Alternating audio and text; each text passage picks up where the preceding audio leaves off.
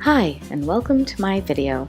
This week I'm going to show you how to sprout mung beans and also share with you a very simple sprout salad.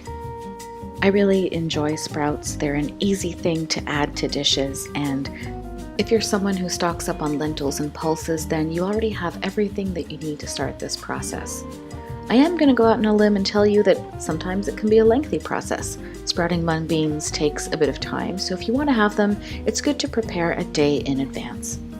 You can do this without measuring too much. Put the mung beans into a large bowl and cover them in sufficient water. Sufficient in this scenario is about 3 to 4 times as much water, and they have to soak for at least 8 hours. I like doing this overnight, that way I'm sure that they get a good soaking. The mung beans are going to absorb some of this water, and when you remove them from the bowl, you'll see that they are a little bit chubbier now. Some of them have even started to sprout already, and that's great. We are going to help them continue in this process. Now you need a cloth of some kind. You can use a bit of muslin, or you can use a simple kitchen towel like I'm doing. The beans should still be a little moist. Don't allow them to dry out completely. Then put the beans into the cloth. The cloth should be breathable, and tie them up into a little bundle, the kind of bundle that you would tie up if you were running away from home. Then keep your bundle in a cool, dark place, like the inside of your microwave if you're not using it, or on a shelf in your pantry perhaps. Put it in another bowl too, just to keep it nice and safe. So if you have moisture, a breathable cloth, and a cool dark spot for the next 12 hours, then you will have sprouts. Ta-da! Okay, we have some pretty good sprouts, and the length of the sprout is very much up to you. At this point, you could moisten them a little bit more, tie up the cloth again, and return them to the dark spot, and they will continue sprouting. And you can do this until you're happy with how much they have sprouted. You can even get them to the leafy stage.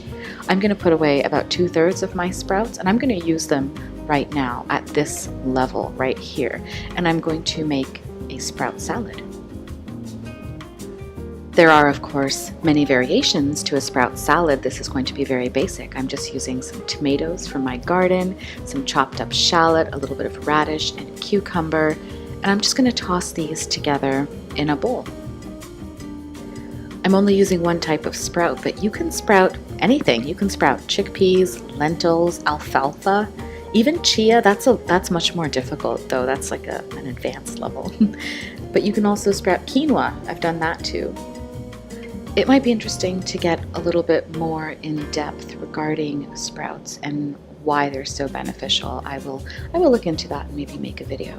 I'm using my absolute favorite ingredients here to make the dressing. I dress a lot of things with just these ingredients. It's salt and pepper, some kind of tangy citrus like lime or lemon, and a bit of olive oil. It's very basic, but it's also classic and tastes delicious on so many things. I use this dressing all the time. All right, then give everything a really good mix, and that's it. This is a really great salad.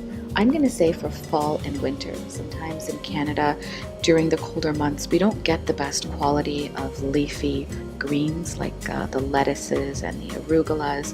We do get stuff, it's packaged and it's in the grocery, but it's not always the healthiest. And so a great way to have a salad is to have a sprout salad during the colder months. It still gives you the freshness of summer, but you don't have to use that many leafy greens. That might not be that great. All right, I hope you enjoyed this recipe.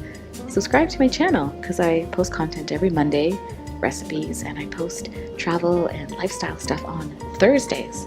So I hope you hit subscribe and hit the notification bell and comment and share and like. And I'll see you next week in the next video. Okay, bye-bye.